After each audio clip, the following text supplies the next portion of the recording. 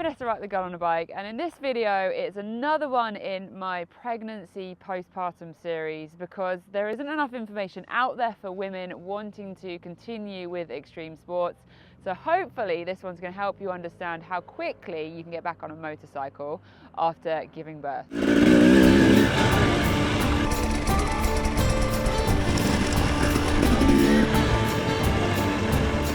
Okay, so a tiny bit of background. I am Vanessa Ruck. I'm a motorcycle rider, racer and adventurer. I've done some pretty colossal extreme desert races and I had a very high peak fitness at the point where I got pregnant. Right now I am 9 weeks postpartum, having had little Skylar at the end of 2024, and everybody's recovery from pregnancy and birth, labour, is going to be very personal and very different. So this video isn't designed to tell you whether you can or can't ride, whether you're ready yet or when you're going to be ready to ride again.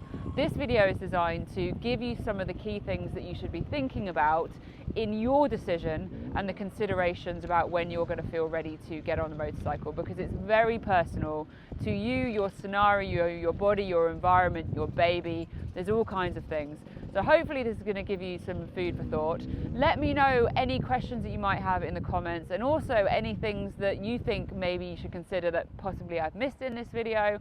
And we can all use those comments as a way to help expand our knowledge as well. And please do tick subscribe if you enjoy my videos. So I'm going to talk in sections through this video, and there's lots of different areas to consider about the decision making of getting back on a motorcycle. And the first big area of this is the physical side of your body having gone through both pregnancy but also labour. Now, through pregnancy there's lots of things you're going to be considering about how active you're going to be. I made it quite a high mission of myself to stay as active and as fit as possible through pregnancy, but that's not going to be possible for everyone.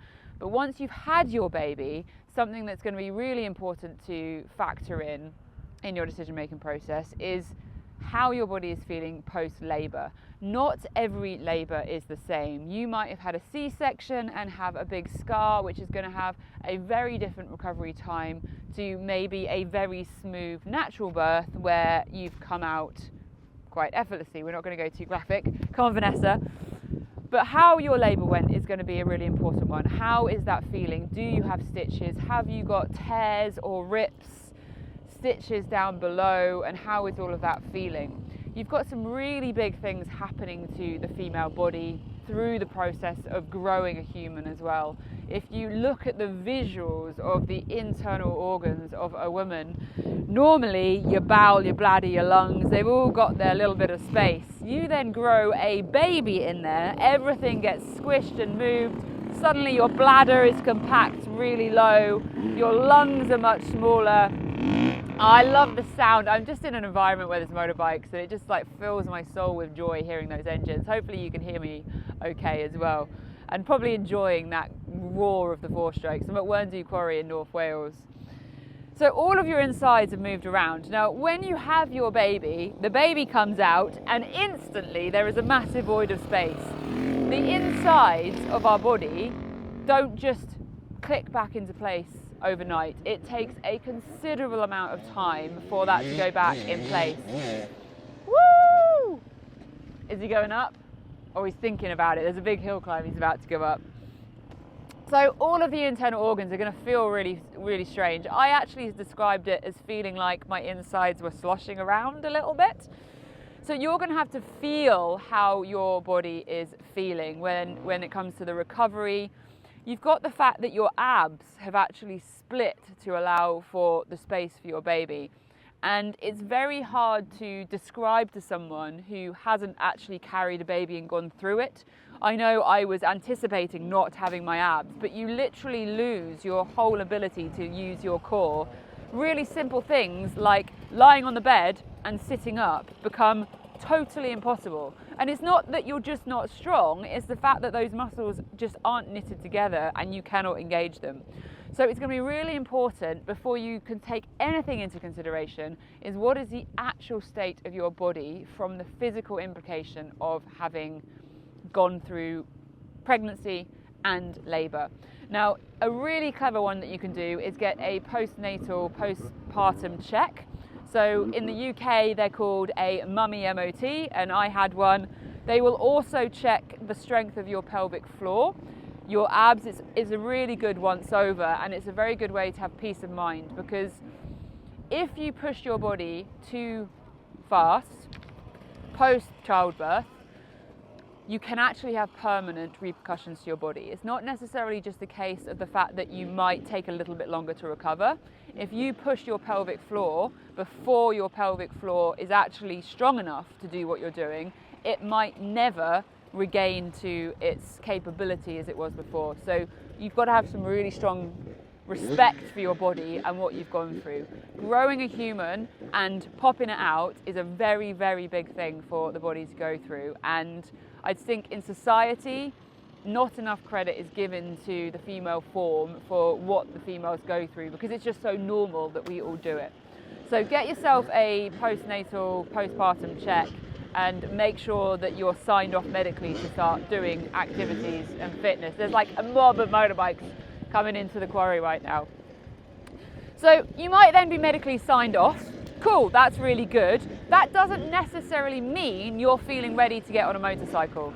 Bear in mind that there are lots of different types of motorcycles, so the journey back onto a nice gentle cruiser on the road is going to be quite different to getting onto something like this hard enduro, where you're in some pretty technical terrain. You want to think about how your body's feeling physically. Now, I was quite active through pregnancy. However, once my baby was born, little Skylar, I wasn't anticipating quite how immobile I was going to be for quite a big chunk of time. How you're feeling physically, I wasn't expecting. Well, my expectations were wrong as to how quickly I would be mobile post childbirth. So I had quite a smooth labour in many ways. I didn't get any rips or tears, and I had a natural birth. But once your baby's here, I chose that I wanted to breastfeed, and that process of breastfeeding means there are hours and hours and hours and hours of just sitting there on your bottom breastfeeding. The muscle loss that you get from that amount of time sitting is quite colossal. My legs started to go a bit squishy, my bum went a bit squishy. So how is your body feeling is going to be something that you're going to factor. How are your shoulders and arms feeling? You spend a lot of time holding a baby, and when they're born they might be a little bit lighter, but Skylar is already over 6 kilos. That's a lot of weight to suddenly be carrying for many hours of every day. So how is your body feeling? Only you are going to know the answer to that, and only you are going to be able to be honest with yourself to give your body the most respect. And the thing I'd really emphasize here, I'm possibly a little bit of the pot kettle black, because I'm very good at pushing myself when maybe I should take it a little bit easier. But it's thinking about long-term versus short-term game. What is another week? What is another 2 weeks? What is another month in the scheme of your life for letting your body really recover and heal from that pregnancy? So mamas, be kind to yourself. And Vanessa, try and listen to your own advice. So before we get into the considerations of the actual bike that you're riding, I want to talk about the mental considerations of riding after having a baby. Now, it's going to be different for everybody, and I can't emphasize that enough through this whole video. This is really, really personal to you. So what works for me, what works for your friend, your auntie, your mum, your best mate is not going to be the same for you. And don't let those societal pressures change how you are feeling. If you don't feel ready, then that's absolutely fine. And if you do feel ready, that's also absolutely fine. There's going to be people that say, oh, it's too soon, oh, you shouldn't go do that. I mentioned to a family member a couple of days ago that I was going to be riding this weekend, and they absolutely scolded me, like death stares and massively negative that I shouldn't be doing it.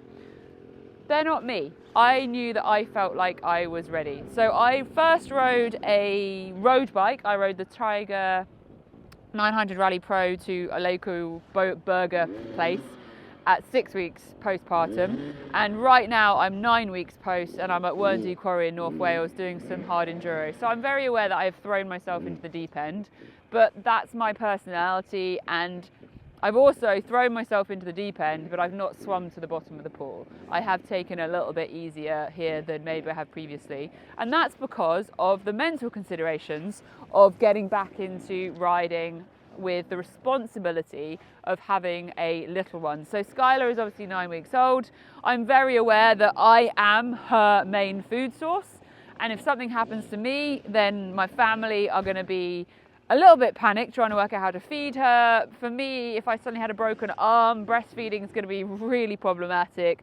So there are little bits in your mind where I found myself being a little bit more aware of how far I want to push myself in my comfort zone, but I feel a lot more vulnerable because my body isn't as strong and as fit as it used to be. Because I haven't been on a motorcycle for many months, I haven't done hard enduro actually for probably nearly a year and a half, because before I got pregnant last year I was focusing on the Africa Eco Race and the extreme desert riding. And so actually my whole confidence felt like Bambi getting back on the bike. And I really encourage you to be kind to yourself. You are now a mama, not just the person that you were before. You're a new reinvented version of yourself. So be kind to yourself mentally and anticipate that you might not be exactly how you used to be, and that is okay. Don't be hard on yourself. Next up, we have the bike considerations. Now, getting back out onto a hard enduro bike isn't going to be the most gentle way to get back riding. And as I said, I rode a road bike before I got on this bike. And I've also done a little bit of mountain biking, working on my fitness. Key things you're going to want to think about is how comfortable you are on the bike, how is your body feeling. If your pelvic floor isn't right, you most certainly don't want to be doing anything bumpy for all the reasons that we've mentioned before. For me, getting out on the hard enduro bike, a key factor is whether I can even lift the bike. And it's a good idea, if you're going to be doing something like this, to think about the fact that you're probably going to have to do some kind of bike recovery. Have you got the strength to be doing what you're wanting to be doing? And if you don't, that's okay. Give it a little bit more time. Focus on being a mama, doing some fitness, and you will get it back. It's just a matter of time. So think about the bike. Your clothing is going to be another factor. I feel very grateful to my body. I know I have worked very hard through my whole life on good nutrition and fitness to build the best sort of healthiest home I can. But I was able to get back into my pre-pregnancy clothing very quickly post having my baby. So I'm back in all of the same size clothing. But the consideration is that a lot of us do put on a little bit more weight through pregnancy, and it doesn't just fall off when the baby comes out. So thinking about what gear you have and does it still fit you is going to be important, because please never ever ever get on a motorcycle without the right protection. You've got to dress for that slide, especially when you've got a little baby that wants mama to come home. So wear the right kit. I want to give you some tips to get the most out of it. So maybe you've made the decision that you want to ride. There's a few things that you should probably think about on top of all the things that I'm talking about in this video. Nutrition and hydration are going to be key. If you're breastfeeding, you're definitely going to be needing to take on lots of fluid. If you're then adding in what you're putting your body through on a motorcycle, you're going to be taking on a lot of fluid. I looked it up, and you're typically producing between 850 and a litre of milk every day for the little one. That is fluid leaving your body. So make sure you're hydrated and make sure you're eating some good nutrition to fuel your body, so that you're not going to start compromising your body's ability to create that milk. You're going to then want to think about making sure that you're not setting too high an expectation on yourself. Your first ride probably wants to be something quite chilled, quite close to home, casual, and in a way where you can easily go, you know what, this doesn't feel right, I'm gonna go back home again. And that's exactly what I did on the road bike initially. I didn't just come here and get on a hard enduro motorcycle. So set yourself up for success there.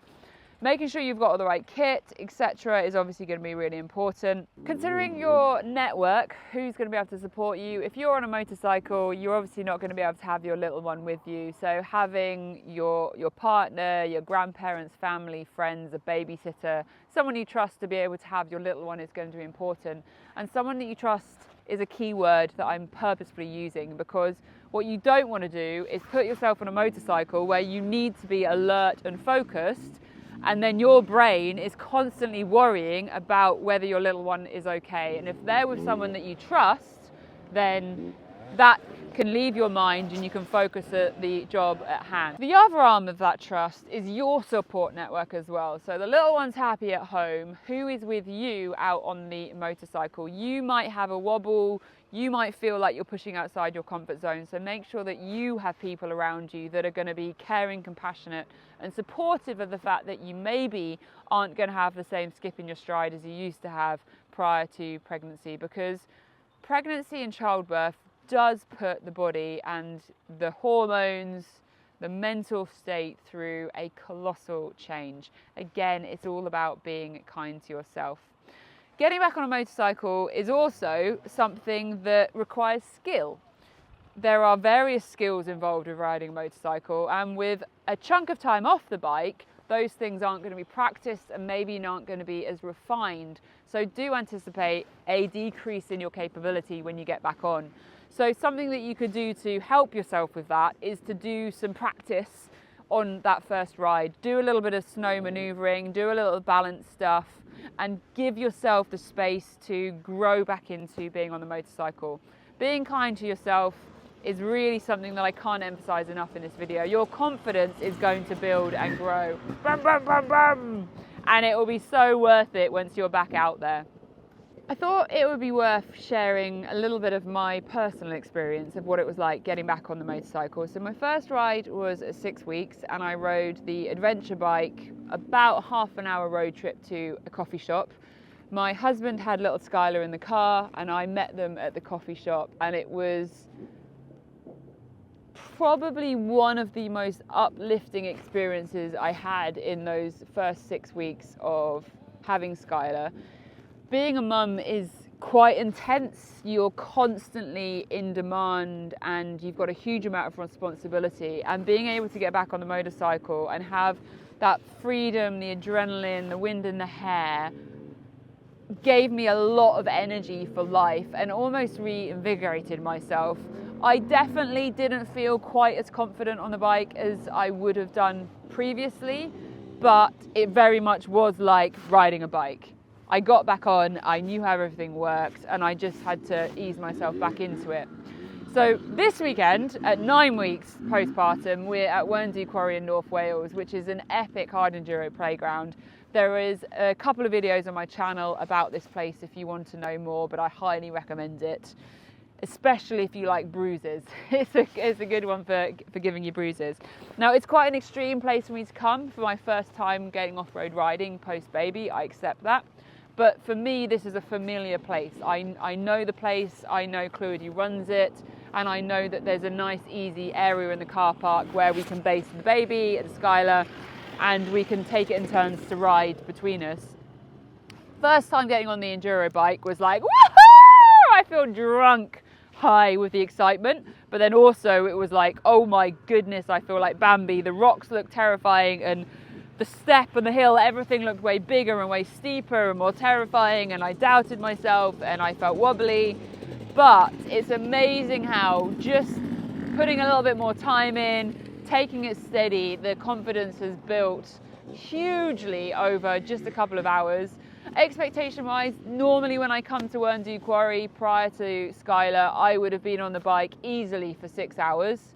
I will probably do 2 hours max today, which I think is what I've done already today, and I'm actually going to call it quits. I'm not going to do any more riding now. I think my body's had enough. But my experience has been positive.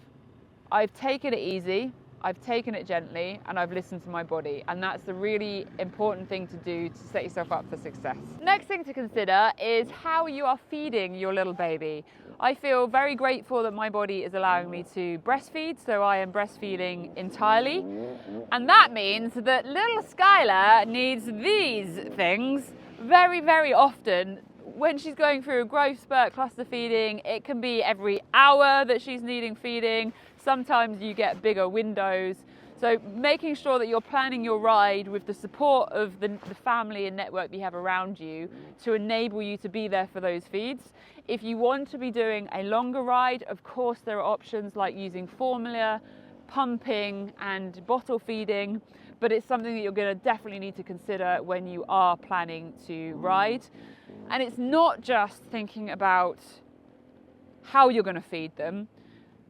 And that's something that I didn't quite anticipate before I became a mum and experienced what your boobs actually feel like being a mum and feeding. If you are breastfeeding, you will completely relate to the fact that they are like alive. They fill with milk, they gorge. The way I describe the pain that you get in your boobs when your baby cries, because you are physiologically connected to them, when your baby cries, your boobs actually respond. It's insane. I describe it like there being metal wires going from my nipples all the way through into the back of my breasts, and then someone taking an electric current and tingling them. It's quite painful. The weight of your motorcycle gear, obviously you're going to be wearing protection, so I've had my body armour on today. The weight of that gear is quite intense on boobs. Your boobs, especially earlier on in pregnancy, I understand that they get a little bit more used to being milky mamas, but earlier on they are quite tender, they're quite sore. Earlier on my nipples were incredibly sore. No way could I have had the pressure of a body armour on prior to, but take that into consideration. The fact that you might be leaking as well. This top is actually wet at the moment from the fact that Skylar's very close to probably being in crying, calling for me for a feed. So this one is very full at the moment. But anyway, I'm waffling a little bit. Factor how your feeding is. If you're breastfeeding, it does complicate things a little bit more, but it is completely possible. So I'm here at Werndu Quarry this weekend, and I am very grateful to have a support network with both my husband and girlfriend Annika here. So I've been able to leave Skylar in their trusted hands, go for a ride, and come back to be able to feed and make sure that her belly is full and happy.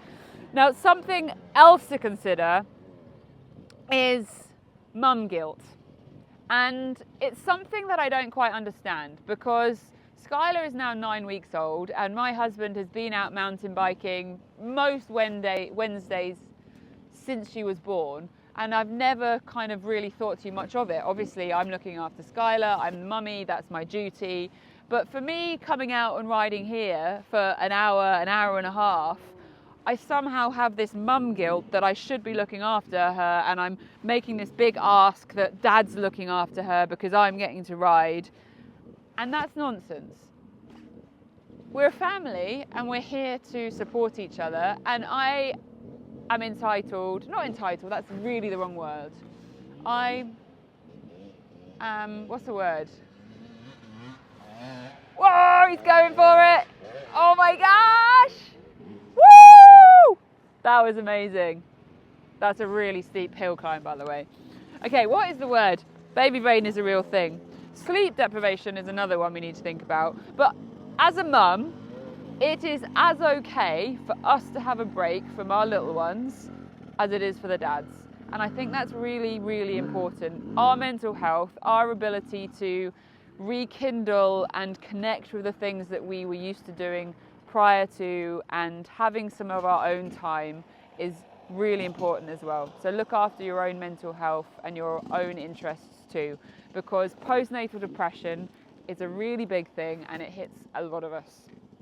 So sleep deprivation, getting on a motorcycle, obviously these things are dangerous. We know they can be dangerous.